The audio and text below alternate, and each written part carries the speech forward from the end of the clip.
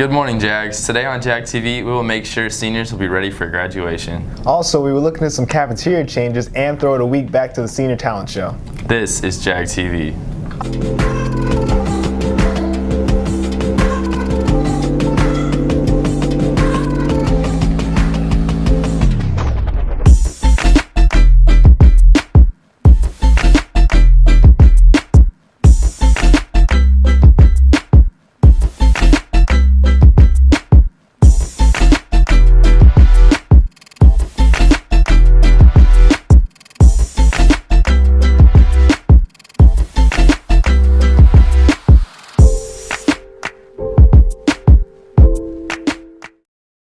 Here's the news you need to know right now. Prom is this weekend, so there's just a few days left to get yourself ready. Rex Formal Wear was on campus for last-minute tux fittings, and don't forget, Friday is the last day to buy tickets. Seniors, graduation is June 2nd at the Freeman Coliseum at 2 p.m. But before you can walk the stage, you need to make sure you have returned all textbooks, returned all library books, paid off all parking tickets, and other school fees. At this point in the year, fewer colleges are accepting applications. Jane and Maya have what we need to know if you're making a late decision. As the end of senior year approaches, so do deadlines for college applications. It's important to apply to any college well before the deadline for several reasons. Number one, you get your application in when the admission counselors are fresh and they're reading those applications and they haven't already read tons of them. And so, they see your application, they see your essay, and when they're first starting this process, they are fresh, they're excited, and they haven't read thousands of application essays yet. So the chances of your rubric looking a little better is probably good. As June 1st deadlines are approaching, it's important to apply now. If students still haven't applied to a college or a university, there is still time. Their choices of schools will be a little bit diminished from what it would say prior to December 1st. However, there are 2 local universities that will still accept applications up through June 1st. The first one is Texas A&M San Antonio, which is using a June 1st deadline for this fall. Also, UTSA will accept applications up through June 1st. However, you will have missed several scholarship deadlines for the college or university, but you can still apply for admission to attend school this fall. If you need help applying, visit Mrs. Garcia Dubravik in the Avid Room. From Jag TV, this is Jaden Herrera. If you haven't yet, be sure to apply soon because deadlines are closing in. You've probably noticed the recent changes to the lunch menu, so we sent out the reports to find out more. A student who usually looked forward to sweet Asian chicken in the cafeteria, you might have noticed some changes to your lunch expectations. There's been several changes in the cafeteria. One is they've added a burger bar. That's in replacement of the salad bar. Some other changes that they've done is they've added Alfredo sauce, for example. Again, they went out, asked the kids what they want, they came back and got that. Same with pineapple on the pizza. Why you'd put pineapple on a pizza, I have no idea. These changes are from data collected by the district, who found that students were more interested in the burger bar, even if that meant replacing some old favorites. District chefs, culinary people, they go around, they actually will test menu items at other schools. And Johnson's done it before too, where they have a couple samples and they get the kids' feedback. Well, what they found out was that the students were interested in a burger bar. So even though some favorites may not be on the menu anymore, it's going to be up to students to try some new things. And the way it works, the way I understand is, you have a couple of options. You can choose what type of bun you have your burger on. You can choose between chicken, beef, and a veggie burger, for example. Then the toppings, avocado, nacho cheese, bacon, all the good stuff that you want on a burger. Those are all things that they've done to entice kids to eat the burgers here on campus. For Jag TV, it's Josh Kapoor. Along with the lunch menu changes, the school has found new ways for students to get breakfast before school. Jane and Reed have more. With an ever-increasing number of first-period tardies each day, the administration has worked to find a solution while making sure students are still getting breakfast. What we're trying to do is to provide another option here for students that potentially got here a little bit late. We're trying to keep students from going into the cafeteria line right when that first bell rings at 8:37. We want students to start making their way towards the school to be on time. A lot of students who are already here on time then try to access the line after the bell rings. So this way we have a way to get students out of the cafeteria providing breakfast here on the way to class. Located outside the cafeteria in the courtyard, the breakfast bar will serve easy-to-eat snacks while still serving some of the main entrees found in the cafeteria.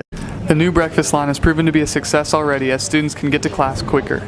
So that you can walk less steps and get your food quickly and get to class. You don't have to go all the way in the cafeteria. Yeah.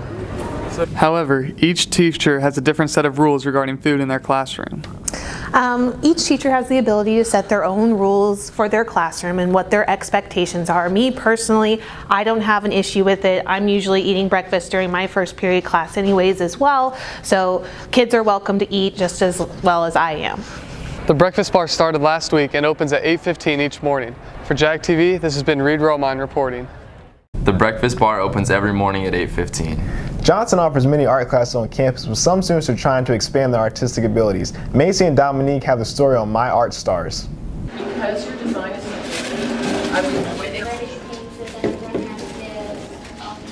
In a small garage 22 years ago, My Art Stars began.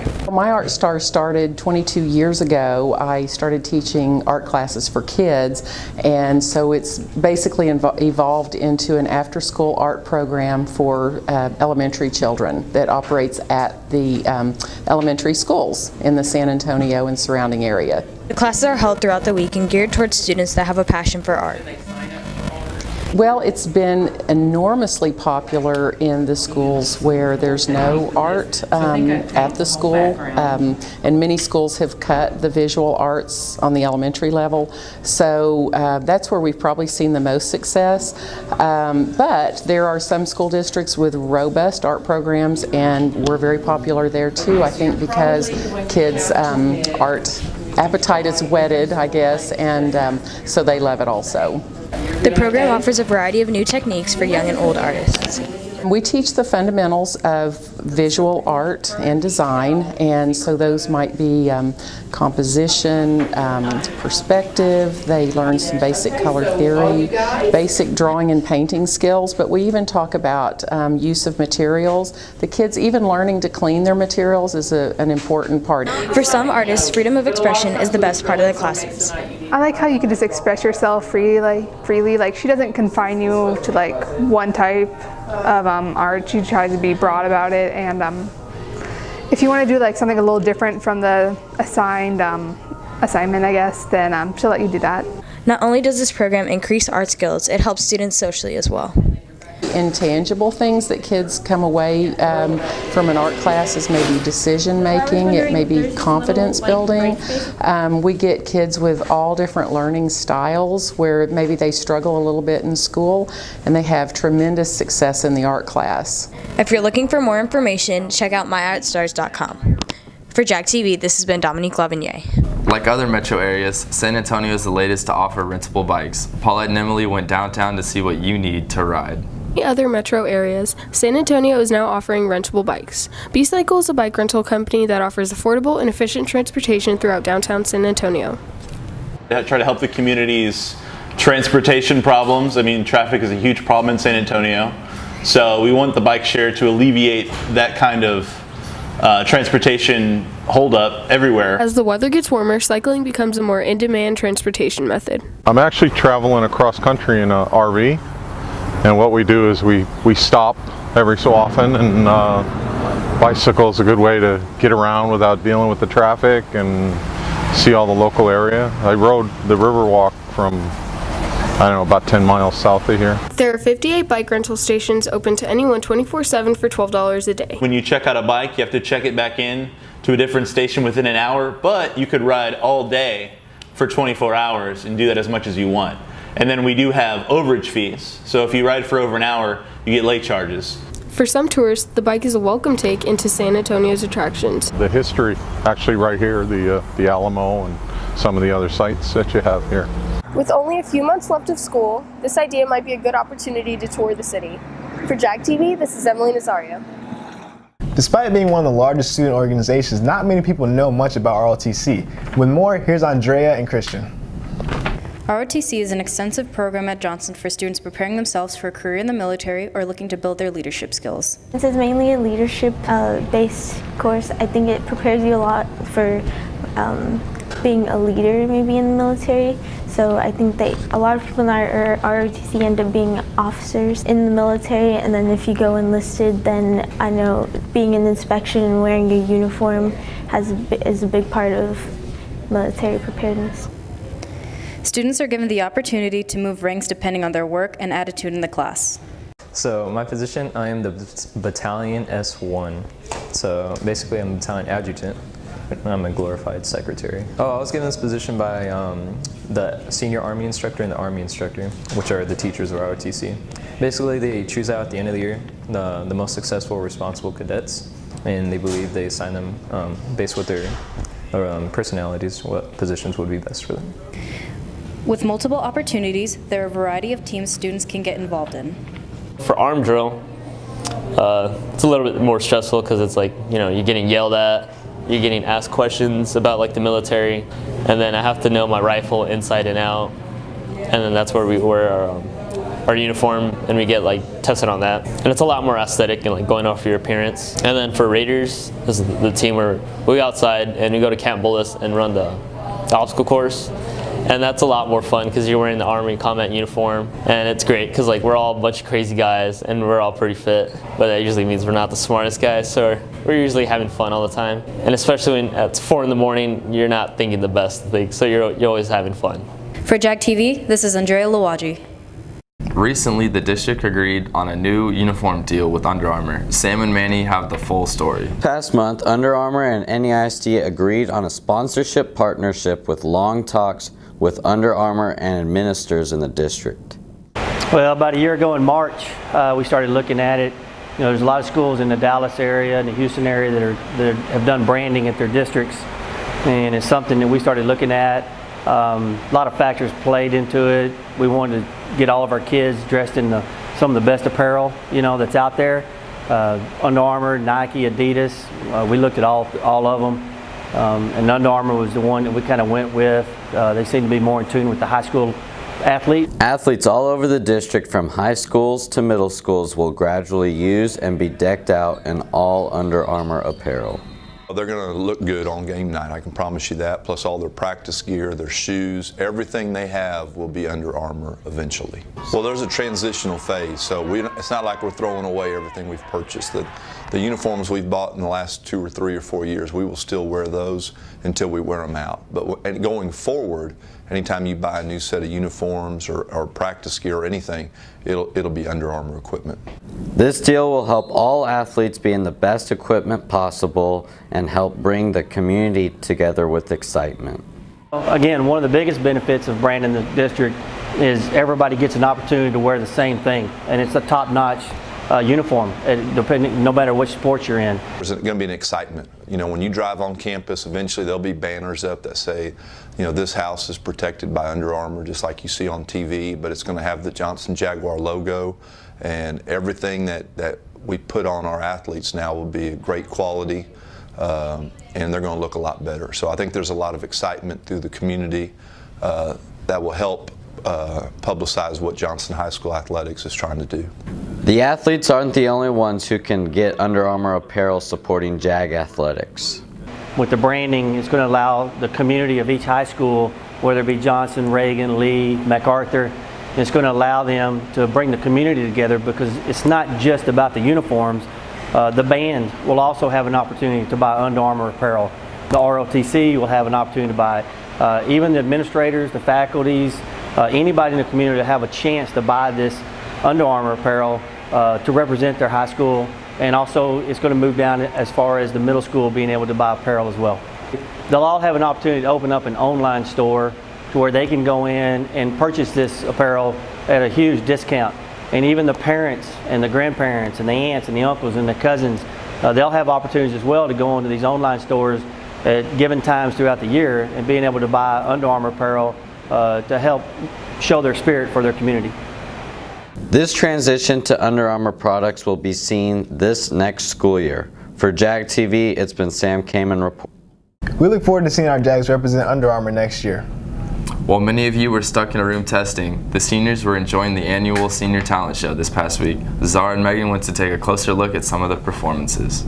Hey Jax, today we're scoping out the talent at the JHS Senior Talent Show.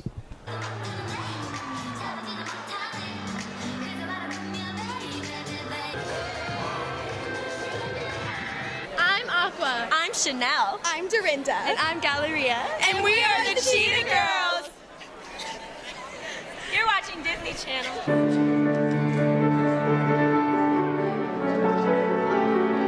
Two types of people that I know who can spew saliva into a microphone for 20 minutes at a time and get paid to do it. And that's beatboxers and Mr. Melbert's second period. What are you guys doing? We're playing an arrangement of Hallelujah for band. Yeah, it was made by one of our past band directors, Jordan Stern. He arranged an arrangement of Hallelujah from the first Shrek. And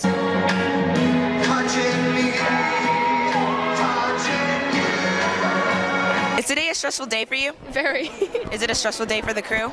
I think a lot of the crew is, but I think for the most part the performers are just excited to go out and perform and entertain people. Some sort of window to your right as he goes. Extreme, I rock a mic like a vandal, light up a stage, I wax a chump like a candle. So you two are from Godiva? Yes. Are you guys dark chocolate or milk chocolate?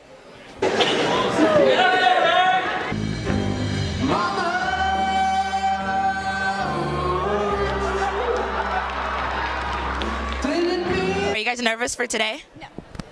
We do this all the time. We're in Las Vegas after this. So. Yeah, Really? we're performing in Las Vegas. That about wraps it up for the 2017 JHS Senior Talent Show. It's the last night week for seniors, and it's time for Senior Assassin. Hannah and Chelsea caught up with this year's organizers now that the game is in full swing.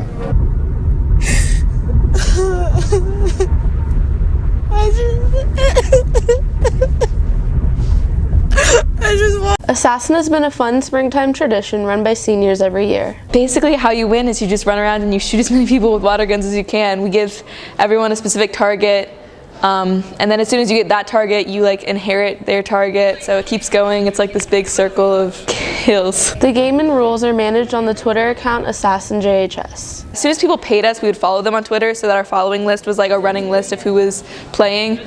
And now that the game is in play, every time someone gets out, we unfollow them on Twitter. So the list continues to be like a running list of who's playing. So whoever we're following is still in the game, but anyone can follow us to get updates on the game and stuff. Since over 200 students started the game, all the communication and target assignments are also on Twitter. We DM'd it out through Twitter. We don't have everyone's numbers, obviously, who's involved. I'm friends with a lot of the people who are playing, but I've also never talked to a lot of them. So we just did Twitter DMs. With an entry fee of $5 per person, they've managed to collect almost $1,000, which is given to the winners. We don't want two people running around killing each other for months. I mean, if it comes down to the last two people, we usually just split it in half. But also, whoever gets the most kills gets a portion of the money, so we either divide it in 3 or divide it in 2. The first round, there are so many people playing, and if we just let it keep going forever, it probably wouldn't end by graduation.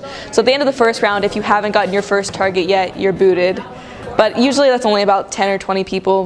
Most people go really hardcore and get their first target out. Since administration is not involved, all NEISD campuses and events, as well as work in church, are off limits. For JAG TV, this is Chelsea McGowan. That's all we have for you today. From JAG TV, I'm Brandon LeBlanc. And I'm Garrett Scott. See you next time, Jags. I just want to say thank you for supporting me for the last 3 years. This is my last broadcast as an anchor for JAG TV. It's been a good run. It's been a good ride, bro. It's been a good ride. Thank you, Jewett.